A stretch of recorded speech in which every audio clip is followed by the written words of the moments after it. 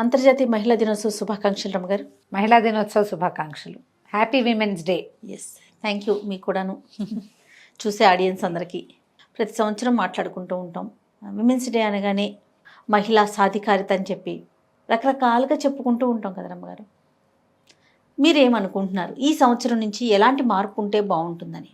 అంటే మహిళలకు ఒక రోజా, లేకపోతే అమ్మకు ఒక రోజా, నాన్నకు ఒక అట్లని కాదు, మనకంటూ ఒక రోజు అంటే సెలబ్రేట్ చేసుకోవటానికి కానీ, మాట్లాడుకోవటానికి కానీ, అవేర్నెస్ తెచ్చుకోవటానికి కానీ ఒక రోజు ఉంది కాబట్టి అలాంటి ఆలోచన ఏదన్నా అంటే ఇలా ఉంటే బాగుంటుంది అనిపిస్తోంది నాకు అని మీ ఒపీనియన్? తాకట్టులో ఉన్న బంగారాన్ని విడిపించి ఆ రోజు ఆన్లైన్ రేటుకే మేము కొంటాం. Sharma gold company.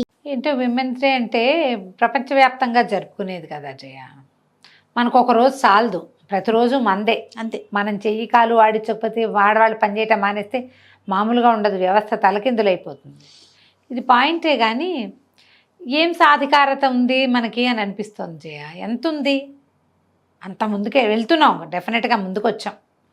పాతకాలం నుంచి వంటిళ్లలో నుంచి బయటకు వచ్చారు, అందరూ ఉద్యోగస్తులు అవుతున్నారు, విద్యావేత్తలు అవుతున్నారు, పర్యావరణవేత్తలు అవుతున్నారు, శాస్త్రవేత్తలు అవుతున్నారు. ఆడవాళ్ళు సాధించలేనిది, వెళ్ళలేనిది, చేరలేని రంగాలు లేనే లేవు. వ్యోమగాములు కూడా అవుతున్నారు. అవును. దాంతోపాటు ఇప్పటికీ కూడా ప్రసూతి మరణాలు కనపడుతూనే ఉన్నాయి, అబ్యూజింగ్ కనపడుతూనే ఉంది, గృహహింస కనపడుతూనే ఉంది. ఏదో ఎక్కడో కనపడడం కాదు, విరివిగానే ఇప్పటికీ కట్నాల మీద మరణాలు ఉన్నాయి. అవును. ఇప్పటికీ ఆడవాళ్ళు మోసపోవటం ఉన్నాయి. ఏ ఏడాది ఈ సంవత్సరం ఇది తగ్గింది అని అనిపించట్లేదు. గ్రాఫ్ రేప్ విక్టిమ్స్ విపరీతంగానే ఉంటున్నారు, యాసిడ్ విక్టిమ్స్ తక్కువ ఉన్నారేమో మరి ఈ మధ్య.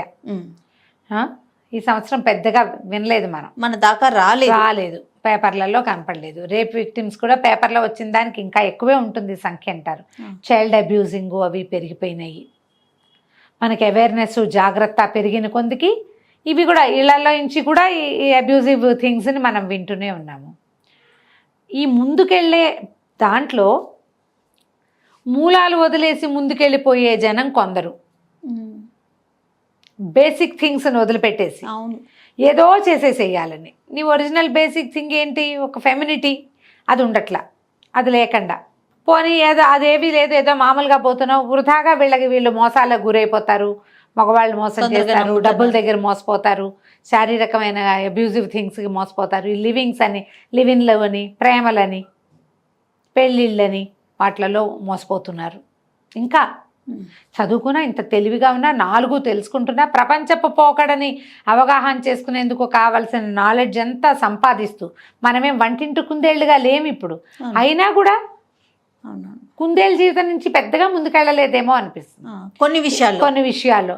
ఇందులో మళ్ళీ ఆడవాళ్ళుగా వాళ్ళకి శత్రువులుగా ఉండటము, అత్తారిళ్లలో ఇబ్బందులు, ఆఫీసుల్లో సహోద్యోగులతో ఇబ్బందులు, వర్క్ ప్లేసుల్లో చికాకులు, ట్రావెలింగ్ టు వర్క్ ప్లేస్ మధ్యలో తలకాయ నొప్పులు పోలేదు. ఇంకా అవి పోగొట్టాలంటే ఎలా అంటే మనమే పోగొట్టుకోలేం కదా జయ. మనతో పాటు ఉన్న రెండో సమాజం ఉంది చూడు, ఉంది కదా. ఇంటర్నేషనల్ మెన్స్ డే చేసుకునే వాళ్ళు కూడా దీనికి కొంత సహకరించాలి. ఇప్పుడు ఈ జరిగేవన్నీ కూడా ఆడవాళ్ళని చేసేవి లేవు, కొంత పర్సెంటేజ్ ఇది. అవునవును. మిగిలిందంతా మగవాళ్ళ వల్లే జరుగుతాయి, మిగిలిందంతా అవతల వాళ్ళ వల్లే జరుగుతాయి కదా. అంటే మనం ఎక్కడ ఫెయిల్ అవుతున్నాము, మనతో పాటు ఉండేటువంటి రెండో మనిషిని వాళ్ళకి తగిన అవేర్నెస్ తీసుకురాలేకపోతున్నామా, మనం మోటివేట్ చేయలేకపోతున్నామా, మన పిల్లల్ని మోటివేట్ చేయట్లేదా మన మగపిల్లలకి మంచి మాట చెప్పలేకపోతున్నామా? అంతేగా.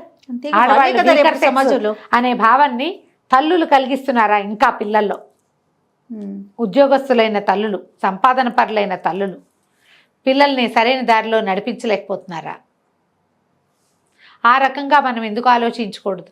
మన పిల్లలకి చెప్పాలి, ఆడవాళ్ళంటే ఇలా చేయకూడదు, నువ్వు ఇలా ప్రవర్తించకూడదు, ఇలా వీకర్ సెక్స్గా భావించద్దు, నీతో వాళ్ళు కూడా సమానమే అని చెప్పగలుగుతున్నామా? మనం చెప్పలేకపోతున్నాం. అందుకే కదా ఇవన్నీ జరుగుతాయి జయ. మన ఆలోచనలో ఇంకా కొంచెం మార్పు రావాలేమో అనుకుంటున్నా జయ. ఇప్పుడు ప్రగతి పథంలో పయనించడానికి మగవాడి మీద ఆధిపత్యం కాదు నీకు కావాల్సింది, నీ మీద నీకు ధైర్యం, నీ మీద నీకు నమ్మకం, ఆత్మవిశ్వాసం, అది కదా ఇంపార్టెంట్. అంతే. మరింత ధైర్యంగా ఉండటం, పరిస్థితులను ఎదుర్కోవటం. ఏదైనా ప్రాబ్లం రాగానే సూసైడ్ చేసుకుందామా, పారిపోదామా, లేచక్కపోదామా, ఇవి ఆలోచనలు. దీంట్లో మళ్ళీ మనం ఇటీవల కాలంలో చూసినవైతే ఈ సెకండ్ వైఫ్గా ఉండడానికి ఇప్పటికీ ప్రిపేర్ అవుతున్నారు ఆడవాళ్ళు, ఆడపిల్లలు. వాడికి ఆల్రెడీ పెళ్ళాము పిల్లలు ఉంటారు, వాడికి ఏవో మంచి మాటలు చెప్తాడో మాయ మాటలు చెప్తాడో, వీళ్ళు పోయి వాళ్ళని తగులుతారు. నేను ఎందుకు ఒక వాడిన వస్తువుని వాడాలని ఎందుకు అనుకోమను? అది ఇప్పటికీ పాలేజ్ చేయ, నాకు విచిత్రంగా అనిపిస్తుంది. నీకు తెలుసా, చాలా మంది మాట్లాడితే అంటే వింటూ ఉంటాం కదా రమ్మగారు, నీకు తెలుసమ్మా అతనికి మ్యారేజ్ అయిందని తెలుసు, మరి ఎందుకు నువ్వు, నీకేంటి సమాజంలో నీకు ఎలాంటి గౌరవం ఉంటుంది? నీ గౌరవం లేదు, మర్యాద లేదు, నువ్వు ఒక దారి తీసి పారేసి అరటి తొక్కవి, అయినా కూడా ఏమి జంకట్లేదు అన్నట్టు, సెకండ్స్ విలువ లేదు మీ జీవితానికి, మీరు ఏ విలువ ఇవ్వటం లేదు. ఎందుకు ఈ చదువు, ఎందుకు ఈ అలంకరణ, ఎందుకు ఈ సౌందర్యం చూపించడానికి? ఎవరికి? నిన్ను నువ్వు చూసుకో హాయిగా, నాది నేను సాధించుకున్నానని చెప్పు. వాళ్ళెవరి చేతిలో నుంచో లాక్కుని, వాళ్ళెవరి దగ్గర నుంచో లాక్కుని, ఆ పిల్లలు ఎవరికో అన్యాయం చేసి అలాంటివి ఇంకా కనబడుతున్నాయి. నేను అనుకుంటే ఈసారి విమెన్స్ డేకి అయినా ఎవరైనా ఓ తీసుకుని చిచ్చి వీడికి పెళ్ళయింది, వీడికి ఆల్రెడీ ఎవరితో ఉంది, వీడి జోలికి మనం వెళ్ళకూడదు. నాకు అంత కర్మ ఏమిటి? సెకండ్ హ్యాండ్ తెలిసినాక ఆగిపోతే బాగుండు, తెలిసాక ఆగిపోతే బాగుండు అనిపిస్తుంది. ఈ విమెన్స్ డేలు వీళ్ళ నీ సాధికారత, నువ్వు ఆకాశంలో సగం మనం ఉన్నాము, నువ్వు ఇది అంటే నువ్వు తోపు తురుము అంటే అని బాగానే ఉంది. ఏది తోపుగా తురుముగా ఎక్కడున్నాం మనం? ఏడుపు. మగవాళ్ళ సంఖ్య చూడండి రమ్మగారు, సందర్భం అయినా కాకపోయినా వాళ్ళు సెకండ్ చాయిస్ కి చాలా తక్కువ కదా వెళ్తారు. ఎంత తక్కువ వెళ్తారు రమ్మగారు, అవునా కదా? అవును. కానీ ఆడపిల్లలు ఎందుకు సెకండ్ చాయిస్ కి వెళ్ళిపోతున్నారో అర్థం కాదు. ఎందుకు వెళ్తారో తెలియదు, ఏమిటో అట్రాక్ట్ అయిపోతారు, బుద్ధిని కంట్రోల్ చేసుకోలేకపోతారు. నాకేం తక్కువ, నేను ఎందుకు ఇలా దిగిపోవాలి అని అనుకోరు, దిగిపోవటం అనుకోరు, ప్రేమ అనుకుంటారు దాన్ని, పిచ్చిమొహాలు. ప్రేమ అనుకుంటారు. ఇలా ఇది మోసపోవటం కాదా జయ? ఇది ఖచ్చితంగా అండి. ఇప్పుడు డబ్బులు ఎవరో మన డబ్బులు ఇక్కడ 10,000 వేయండి, 25,000 వేయండి అని మోసం చేస్తే అది మోసం అనుకుందాం. మరి నిన్ను డిప్రైవ్ చేసి ఒరిజినల్గా నీకు ఏది లభించాలో, ఏ దర్జా లభించాలో దాని నుంచి నిన్ను చెడగొట్టేస్తే అది మోసం కాదు? 100% అది కూడా మోసమే కదా. వాడిని మోసకారి వాడనే అనాలి కదా. ఇలాంటి మోసాలకి పడద్దు. డబ్బు పరంగాను మోసపోవద్దు, వ్యక్తిత్వ పరంగాను మోసపోవద్దు. ఈ 2 మోసాలు ఉండకూడదు మనకి జీవితంలో. ఈ సంవత్సరం ఎప్పుడైనా జాగ్రత్త పడాలి. ఇలా ఏదైనా మన న్యూ ఇయర్ రిజల్యూషన్ లాగా విమెన్స్ డే రిజల్యూషన్ ఒకటి తీసుకోండి. మిమ్మల్ని మీరు గౌరవించుకోండి అమ్మా. ముందు ఇప్పుడు వాళ్ళు ఎవరో బట్టలు సరిగ్గా వేసుకోలేదన్నారని దీని మీద మాట్లాడుకుంటాం మనం. ఎవరైనా మన అనే అవకాశం ఎందుకు ఇవ్వాలి మనం? అసలు మనం అవకాశం ఇవ్వకుండా ఉండొచ్చు కదా. నిన్ను నువ్వు గౌరవించుకో ముందు. అంటే గౌరవం అక్కడే ఉందనుకుంటున్నారంటారా? ఏమో నాకు అసలు అర్థం కాదు. అక్కడే ఉందని మనం అనలేము. ఎక్కడైనా సరే, ఏ విషయంలో అయినా సరే జయ, నువ్వు దిగకూడదు అంటే నువ్వు ప్రాపర్గా ఉండాలి అనేది ఒక పాయింట్ ఉందా? What is proper? ఇప్పుడు ప్రాపర్ అంటే ఏంటి? ఇతరులకి నీ పట్ల చిన్న చూపు కలగకూడదు, నీ పట్ల మర్యాద కలగాలి, గౌరవం కలగాలి, దాని తగ్గట్టుగా నువ్వు ప్రవర్తించాలి. ఇప్పుడు ఈ సెకండ్గా ఉండటము అంతే కదా. మనం వేటి గురించో మాట్లాడుకుంటాం, అవన్నీ కాదు. ఇప్పుడు నిన్ను నువ్వు గౌరవించుకో, నీ సంగతే చూసుకో, నువ్వు నీ వరకు నీకు కరెక్ట్గా ఉండాలి నువ్వు. ఇప్పుడు మనం బయటికి వెళ్ళామనుకో జయ, ఇప్పుడు ఇంట్లో ఉన్నప్పుడు నన్ను నేను చూసుకుంటాను అద్దంలో. బయటికి వెళ్తే మనని మనం చూసుకుంటామా? మనని ఎవరు చూస్తారు? 10 కళ్ళు చూస్తాయి, సమాజమే చూస్తుంది. నీకు గౌరవం లభించేది నీకు నువ్వు ఎంత గౌరవించుకుంటావో సమాజం ఇవ్వాల్సిన గౌరవం కూడా అంతా కావాలి నీకు. ఎవరైతే నాకేంటి, ఎవరు ఎట్లా చూస్తే నాకేంటి అనే యాటిట్యూడ్ వస్తే దానికి మనం ఏమి లేదు కదా. ఇప్పుడు అలా కాదు, నాకు నీ ఇష్టం అది. నేనేమంటానంటే అదేం లేదంటల్లా, ఎవరెట్లా చూస్తే నాకంటే నీ ఇష్టమే, అది నీ ఇష్టమే. కానీ నీకు ఎప్పుడో ఒకప్పుడు అనిపిస్తుంది కదా, వాళ్ళు ఎవరినో చూసినట్టుగా నన్ను చూడలేదు, నన్ను వేరేగా చూస్తున్నారు అని అనిపిస్తుంది అంటారా రమ్మ? డెఫినెట్గా అనిపిస్తుంది జయ, డెఫినెట్గా అనిపిస్తుంది. ముందు మనని మనం గౌరవించుకోవాలి, ఆ రకమైన మార్పు రావాలి. నువ్వు చదువులో ముందుకెళ్తావా, ఉద్యోగంలో ముందుకెళ్తావా, జీవితంలో ముందుకెళ్తావా, ఎక్కడికి కావాలంటే అక్కడికి వెళ్ళు. గౌరవాన్ని విడిచిపెట్టి మాత్రం కాదు. నువ్వు ఎక్కడా తగ్గక్కర్లేదంటే నేను వంట చేయను, నేను ఇల్లు చూడను, నేను పిల్లల్ని కనను అనమని మాత్రం కాదమ్మా. గౌరవించడం అంటే ఏమిటి? అన్నిటికీ నీకు సమాన దర్జాలంటే ఆయన సోఫాలో కూర్చుంటాడు, నేను సోఫాలోనే కూర్చుంటాను, వంట ఎవడు చేస్తాడో నాకు తెలీదు లాంటి రెటమతాలకి వెళ్ళబోకండి. మనం ఒక సమాన భాగస్వాములుగా ఉన్నాం. ఆయన కొన్ని చేస్తాడు, మనం కొన్ని చేస్తాం. అంతే. మన పిల్లల్ని కంటాం, పెంచడం మనకు పెట్టారు. పెంచడంలో సహాయం తీసుకోండి. కంటంలో సహాయం ఏముంది? వాళ్ళ కంట్రిబ్యూషన్ వల్లే కంటాం మనం, అంతే కదా. అక్కడి నుంచి పెంచాల్సిన పూచి నీదేగా. ఈ కాంట్రిబ్యూషన్ తీసుకునేటప్పుడు సరిగ్గా ఆలోచించి మాట్లాడుకోవాలి. దాని మీద కొట్లాటలకు వెళ్ళి, దాని మీద గొడవలకు వెళ్ళి ఇది చేయకూడదు. ఇప్పుడు ఇదివరకట్లాగా లేదు కదా జయ సమాజం. మగవాళ్ళు అంత వెనకబడి లేరండి. ఏదో ఒక పర్సంటేజ్ ఉంది. ఇప్పుడు వెనకబడిన ఆడవాళ్ళు మాత్రం లేరమ్మా. అట్లానే ఆడవాళ్ళు వెనకబడిన ఆలోచనలు ఉన్న వాళ్ళు ఉన్నారు, మగవాళ్ళలోనూ ఉన్నారు. ఇన్ జనరల్ కొంచెం ఈ రోజుల్లో అబ్బాయిలు బెటర్గానే ఫార్వర్డ్గా ఉన్నారు. ఆడవాళ్ళని సమానంగా గౌరవిస్తున్నారు.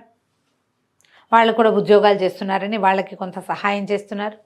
వాళ్ళని తల్లులే చెడగొడతారు మగపిల్లల్ని. నువ్వేం చేయక్కర్లేదు, మావాడు గిన్నెలు తోమాలా, మావాడు అది చేయాలంటే మరి నేను ఎందుకు చేయాలని అమ్మాయి అడుగుతుంది కదా, అడుగుతారు కదా. అవును, తల్లులు ఫార్వర్డ్ అవ్వాలని కదా ఇక్కడ పాయింట్. ఇప్పుడు ఫార్వర్డ్ అవ్వాల్సింది ఎవరు? ఆడవాళ్ళే. అవునా? అవునవును. కొంచెం ఆలోచించండి. ఇది ఒకరు ప్రత్యేకంగా ఒక రోజు మనకు పెట్టినప్పుడు ఈ రోజున అసలు వాట్ ఈజ్ వాట్ అని ఆలోచించుకుని, నాకు అసలు నన్ను నేను గౌరవించుకుంటున్నానా అనేది ఆలోచించండి. అంటే ఇందులో ఎవరిని విమర్శ లేదమ్మా. ఈ విషయంలో ఆత్మవిమర్శ కావాలి మనకి. ఎవరికి వాళ్ళకి. ఎవరైనా ఏదైనా అనగానే ఇంకోటి రియాక్ట్ అయిపోట్టడం ఎందుకు? అనవసరం కదా.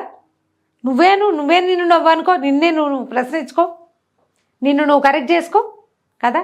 ఇది ఆత్మవిమర్శకి అవసరమైన సమయం. మనం కరెక్ట్గా ఉన్నామా? మనం ఎవరితోటో ఉన్నామో వాళ్ళు మనతో హ్యాపీగా ఉంటున్నారా? వీళ్ళతో మనం హ్యాపీగా ఉండాలంటే మనం ఏం చేయాలి, ఏం చేయకూడదో కూడా రాసుకోవాలి. పుట్టిగా హ్యాపీ విమెన్స్ డే. నన్ను కూడా బోల్డ్ చోట్ల స్పీచ్లు ఉన్నాయి, నేను కూడా వెళ్తాను, ఏదో మాట్లాడతాను, ఏదైతే చెప్తాను అనుకో. ముందు మీ సొంత చూసుకోండి, అంతే కదా. అంతే.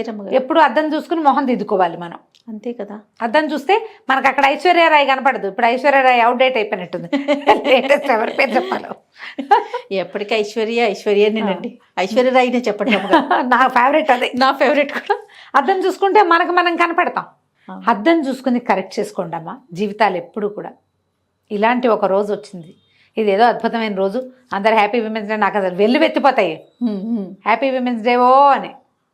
నేను కూడా కొంతమంది చెప్తాను అనుకో, మరి ఏం చేస్తాం, చెప్తాం కదా. అంతేగా. ఈ హ్యాపీతో పాటు మనం మరింత హ్యాపీగా ఉండాలంటే ఏ రకంగా మనని మనం తీర్చిదిద్దుకోవాలి, ఎట్లా ముందుకి వెళ్ళాలి, ఎలా మన పిల్లల్ని సరైన దారిలో తీసుకెళ్ళాలి. ఎందుకంటే మన కొడుకులో కూతుళ్ళో వీళ్ళే రేపటి సమాజం. వాడు ఇంత చంటి బిడ్డ కావచ్చు, 10 ఏళ్ళవాడు కూడా కావచ్చు. ఇంత చిన్నప్పటి నుంచే పిల్లల్ని సరిగ్గా పెంచండి. మీరేం కోరుకుంటున్నారో, ఇది నా స్లోగన్ జయ. నువ్వేం కోరుకుంటావో అదే సమాజంలో ఉన్న ప్రతి స్త్రీ కోరుకుంటుంది. అది గుర్తించాలి మనం. నీకే స్వతంత్రం కావాలో, నువ్వు ఎట్లా నీ పిల్లల మీద, భర్త మీద, ఇంటి మీద, వాకిలి మీద, నువ్వు ఉద్యోగం చేసే చోట ఆధిపత్యం కావాలనుకుంటావు, ప్రతి వాళ్ళకి అది లభించేలాగా చేస్తే నువ్వు గెలిచినట్టు. సూపర్. నువ్వు చెయ్యాలి. తల్లులు కూతుళ్ళ దగ్గర ఒక రకంగా, కోడళ్ళ దగ్గర ఇంకో రకంగా ప్రవర్తిస్తారు. అవునా కాదా? అవును. అక్కడి నుంచి రావాలిగా మార్పు. ఆ కాస్త మార్పు తెచ్చుకోండి. Happy women's day. Thank you so much రమ్మ గారు. నమస్తే. నమస్తే జయ.